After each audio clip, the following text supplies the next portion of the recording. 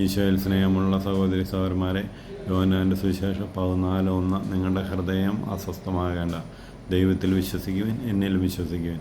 പ്രിയമുള്ളവരെ, ഹൃദയം അസ്വസ്ഥമാകുക എന്ന് പറയുമ്പോൾ നമ്മൾ അസ്വസ്ഥമാവുന്നു, നമ്മുടെ കുടുംബം അസ്വസ്ഥമാവുന്നു, സമൂഹം അസ്വസ്ഥമാവുന്നു.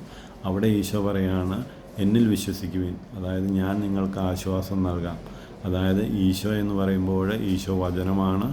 വചനം നമുക്കറിയാം, യോഹന്നാൻ 1:1 ആദിയിൽ വചനമുണ്ടായിരുന്നു, വചനം ദൈവത്തോട്, വചനം ദൈവമായിരുന്നു, വചനം മാംസമായി നമ്മുടെ ഇടയിൽ വസിച്ചു. ആകാശവും ഭൂമിയും കടന്നു പോയാലും മാറാത്തത് ഈശോയുടെ വചനമാണ്, ഈശോ തന്നെയാണ്. ഈ വചനം നമ്മുടെ കൂടെ ഉണ്ടെങ്കിൽ വചനം നമ്മളെ ആശ്വസിപ്പിക്കും.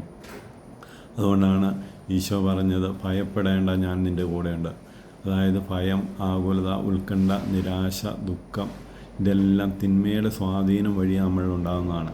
ഇതിനെ അകറ്റാനായിട്ട് വചനമാവുന്ന വാളെടുത്ത് നമ്മൾ വെട്ടി വേണം അതിജീവിക്കാനായിട്ട്. അതാണ് ഈശോയ്ക്ക് പ്രലോഭനമുണ്ടായപ്പോൾ ഈശോ വചനം കൊണ്ട് അതിനെ അതിജീവിച്ചു. അപ്പം കല്ലപ്പവാൻ പറഞ്ഞു, മലയുടെ മുകളിൽ നിന്ന് നിർത്തിക്കൊണ്ട് പറഞ്ഞു, എന്നെ ആരാധിക്കുക, അല്ലെങ്കിൽ പള്ളിയുടെ മുകളിൽ കയറ്റി നിർത്തി പറഞ്ഞ് നീ താഴോട്ട് ചാടുക. അപ്പോൾ ഇതിനെല്ലാം ഈശോ പ്രലോഭനത്തെ അതിജീവിച്ച് വചനം കൊണ്ടാണ്.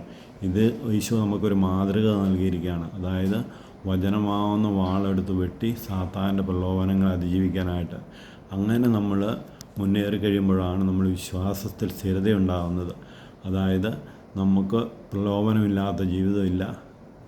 ഇല്ലെങ്കിൽ ഈ ലോകത്തിലായിരിക്കുമ്പോൾ നമുക്ക് ഏതെങ്കിലുമൊക്കെ പ്രശ്നങ്ങളുണ്ടാകും. അതിനെയെല്ലാം അതിജീവിക്കാനായിട്ട് കർത്താവ് തന്ന ഒരായുധമാണ് വചനം. ഈ വചനം ആവുന്ന വാളെടുത്ത് നമ്മൾ വെട്ടി വേണം ഓരോ ദിവസവും മുന്നോട്ട് പോകാനായിട്ട്. നമുക്കറിയാം, വചനം ഇപ്പം മറ്റുള്ളവർ നമ്മളെക്കുറിച്ച് അപകീർത്തി പറയുമ്പോൾ മത്തായി 5:6 പറയുന്ന പോലെ മറ്റുള്ളവർ നിങ്ങളെക്കുറിച്ച് അപവാദങ്ങളും ഇല്ലാത്ത കാര്യങ്ങളെല്ലാം പറയുമ്പോൾ ആനന്ദിച്ച് ആഹ്ലാദിക്കുകയും സ്വർഗ്ഗരാജ്യത്തിൽ നിങ്ങളുടെ പ്രതിഫലം വലുതായിരിക്കും. അപ്പോൾ ഈ വചനം കിട്ടിയാൽ മറ്റുള്ളവരെന്ത് പറഞ്ഞാലും നമുക്ക് ഒരു പ്രശ്നവുമില്ല, കാരണം കർത്താവ് കൂടെയുണ്ട്. അതുപോലെ തന്നെ മറ്റുള്ളവർ നമ്മളെക്കുറിച്ച് അപഖ്യാതികൾ പറഞ്ഞുണ്ടാക്കി, അല്ലെങ്കിൽ നമ്മളെ ദ്രോഹിക്കുന്നു, ഇല്ലാത്ത കുറ്റം നമ്മുടെ മേൽ ചുമത്തുന്നു. അപ്പോൾ ലൂക്കാ 23:34 പിതാവേ, ഇവർ ചെയ്യുന്നതെന്തെന്ന് ഇവരറിയുന്നില്ല, ഇവരോട് ക്ഷമിക്കണമേ. ഇങ്ങനെ നമ്മൾ ഇതിന് പറ്റിയ പ്രശ്നങ്ങൾക്ക് പറ്റിയ വചനം പറഞ്ഞ് പ്രാർത്ഥിക്കുമ്പോൾ സാത്താൻ വാലും മടക്കി ഓടും. നമ്മുടെ പ്രശ്നം പരിഹരിക്കപ്പെടുകയും നമ്മുടെ ഹൃദയം അസ്വസ്ഥമാവുകയും ചെയ്യില്ല.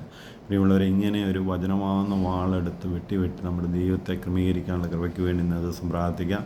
ഇന്നേ ദിവസം കർത്താവിൻ്റെ കരങ്ങളിലേക്ക് നമ്മളെ തന്നെ സമർപ്പിക്കാം. പരിശുദ്ധ അമ്മയുടെ നീലങ്കയോട് ഞങ്ങളെ പൊതിയണമേ എന്ന് പ്രാർത്ഥിക്കാം. സകല വിശുദ്ധരുടെയും മാലാഹമാരുടെ സംരക്ഷണം നമുക്ക് ആയിരിക്കാം.